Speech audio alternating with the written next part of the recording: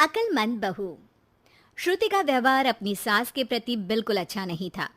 वो अपनी सास को सिर्फ घर पे बोझ ही समझती थी। इतना राशन लाना पड़ा इस महीने, पैसे आते हैं हाथ में और चले जाते हैं, और ऐसे में आपकी माँ के खर्चे अलग। ऐसा कितना खर्चा करवा देती है माँ, हैं? और वैसे भी तुम तो कमा नहीं रही हो ना। आखिर तुमने बोल ही दिया ना कि मैं पैसे नहीं कमा रही हूँ। दिखा ही दी मुझे मेरी औकात, जताई ही दिया ना कि मैं किसी काम में नहीं आती हूँ। अरे तुम गलत समझ रही हो। मेरा कहने का मतलब था कि तुम हर बात का इल्जाम माँ पर मत लगाया करो ना। तभी बगल के कमरे से माँ आ जाती है।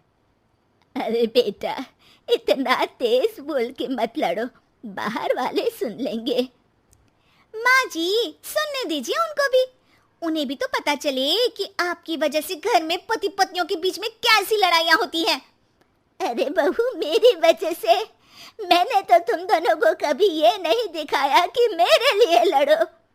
माँ आप जाइए यहाँ से, मैं बात कर रहा हूँ ना। लेकिन बात तो मेरी हो रही है ना, तो मुझे तो बोलना ही पड़ेगा। बताओ बहू, क्या दिक्कत है तुम्हें मुझसे? अरे घर छोटा है, जगह कम है, यश की तनख्वाह भी तो लाखों में नहीं है। अब आपका एक्स्ट्रा खर्चा उठाना मुश्किल हो रहा है माँ जी। आप यश के छोटे भाई के यहाँ चले जाइए ना कुछ महीने। एक्स्ट्रा खर्चा? अरे माँ है मेरी, हमने किसी को पनाह थोड़ी ना दी है। एक्स्ट्रा खर्चा क्या होता है? जब हमको चाइनीज खाना होता है तो माँ के लिए भी सूप मंगवाना पड़ता है, ये एक्स्ट्रा खर्चा है। घर की ईएमआई के साथ माँ की दवाई की भी चिंता करनी पड़ती है, ये भी एक्स्ट्रा खर्चा है। माँ को रोज कोई ना कोई बीमारी होती रहती है। इसी डर से हम कार नहीं खरीद रहे कि हॉस्पिटल में पैसे लग गए तो कहाँ से आएंगे। और खाने पीने कपड़े इधर उधर के खर्चे तो जोड़ भी नहीं रही हूँ मैं। अरे ये सब तो मैंने यश के लिए भी किया है, मैंने तो ऐसे उंगलियों पे हिसाब नहीं रखा। लो, आपने भी जता दिया ना। अरे आप थोड़े दिन किसी रिश्तेदार के यहाँ क्यों नहीं चली जाती? खर्चा भी बचेगा और घर में शांति भी रहेगी। यश श्रुति की ये बात सुन के गुस्से से आग बबूला हो जाता है। चुप हो जाओ श्रुति, बहुत हो गया तुम्हारा। मेरी माँ है वो, और उनका अधिकार इस घर पे हम दोनों से भी ज्यादा है। और खर्चे बचाने की इतनी ही पड़ी है तो तुम खुद क्यों नहीं चली जाती अपने मायके? घर में शांति तो तुम्हारे जाने से भी हो सकती है। श्रुति ने ये नहीं सोचा था कि यश कभी उससे इतनी तेज आवाज में इस तरह से बात करेगा। अपनी सास के सामने यश ने उससे इतनी बेरुखी से बर्ताव किया कि श्रुति ने सोच लिया कि वो अब अपने मायके चली ही जाएगी। अगले दिन जब यश ऑफिस गया हुआ था, उस वक्त श्रुति वहां से मायके चली गई। माँ, कैसी हो? अरे बहू के राज में जी रही हूँ बेटा, अच्छी ही हूँ। तू बता, अचानक कैसे आ गई? अरे सास से खिटपिट हो गई। मैं थोड़ी देर वहां नहीं रहूंगी घर में तो अकल ठिकाने पे आ जाएगी उनकी। हाँ हाँ, जितना रुकना है रुको, आप ही का तो घर है। अरे भाभी कैसी हो? दिखी ही नहीं तब से। आपकी माँ के लिए दवाई खरीदनी थी तो लेने गई थी। माँ, तबीयत ठीक नहीं है क्या? अरे बेटा, बुढ़ापा है, बीमारी तो आनी ही है। अरे पर आप तो एकदम तंदुरुस्त रहती थी, आपको कैसे कुछ हो सकता है? आप खुश तो हो ना माँ? ये क्या बात हुई? खुशी तो रखते हैं, कोई रुलाते थोड़ी ना है आपकी माँ को। हाँ बेटा, खुश ही हूँ। माँ ये कहते हुए जरा भी खुश नहीं थी। थोड़े दिन श्रुति वहां रुकती है।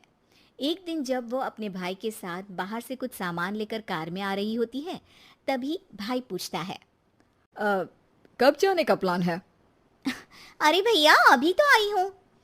हाँ हाँ, वो तेरी भाभी पूछ रही थी कि कब जाने वाली हो। मतलब जाने से पहले बता दोगी तो अच्छा रहेगा, हम तैयार रहेंगे। एकदम जाओगी तो बुरा लगेगा ना। हाँ भैया, बता दूंगी भैया। अच्छा, वैसे हुआ क्या था तुम्हारे और तुम्हारे पति के बीच? हमारे बीच कोई लड़ाई नहीं हुई थी भैया, वो तो सास की वजह से लड़ाई हुई इसलिए आना पड़ा। आप चिंता मत करिए, मैं जल्दी चली जाऊंगी। अरे नहीं नहीं, रुकना। अरे तू घर में है तो शांति भी रहती है। क्या मतलब? अरे मत पूछ श्रुति, आए दिन माँ और तेरी भाभी में नोक झोंक चलती ही रहती है। तेरी भाभी का कहना है कि माँ का खर्चा बहुत होता जा रहा है घर में।